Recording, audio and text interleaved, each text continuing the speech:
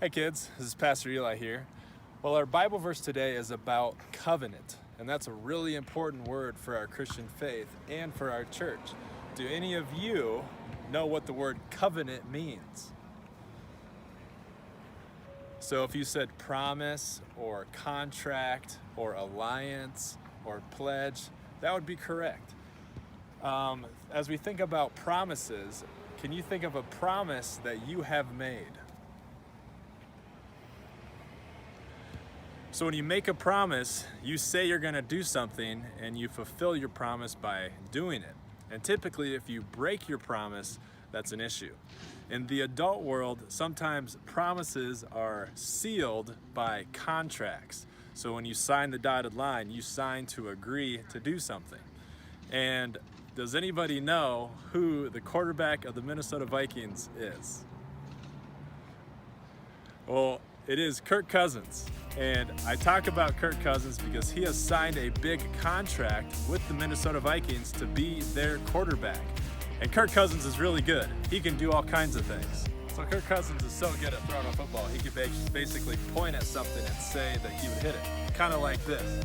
I'm gonna hit that tree over there.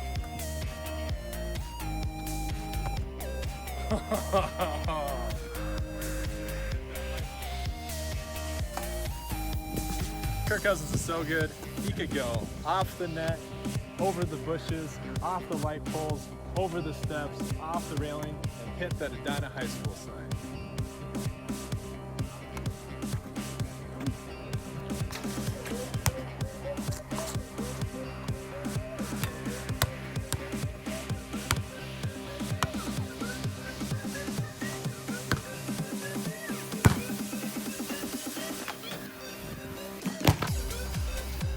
Yeah! Did you see that? You like that? The word for covenant in the Bible comes from Hittite treaties. So in Hittite treaties, kings would make alliances with each other, and if one king was attacked, the other kingdom would come and rescue that king because they pledged themselves to each other. And in Hebrews chapter 8, we learn about a new covenant from God to God's people, which is way better and way different than Kirk Cousins' contract or the Hittite treaties. And this is what Hebrews 8 says. The time is coming, declares the Lord, when I will make a new covenant. And later on, God describes how this covenant is special and important to us. It says, I will put my laws in their minds and write them on their hearts. I will be their God, and they will be my people. For I will forgive their wickedness and remember their sins no more.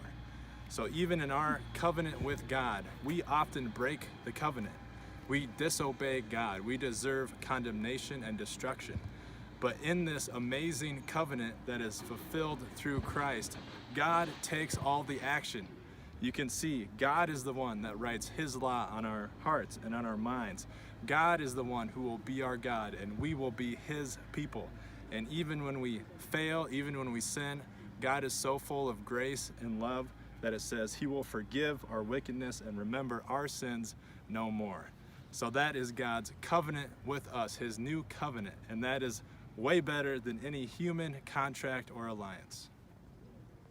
And may the Lord be with you. See you next week.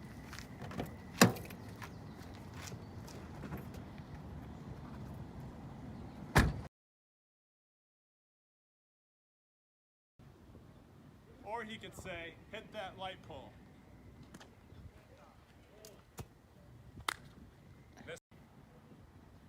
Or he could say, hit that light pole. Or he could say, hit the light pole.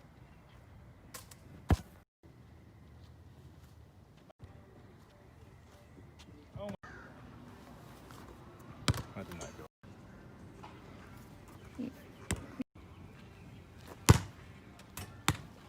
See you next week.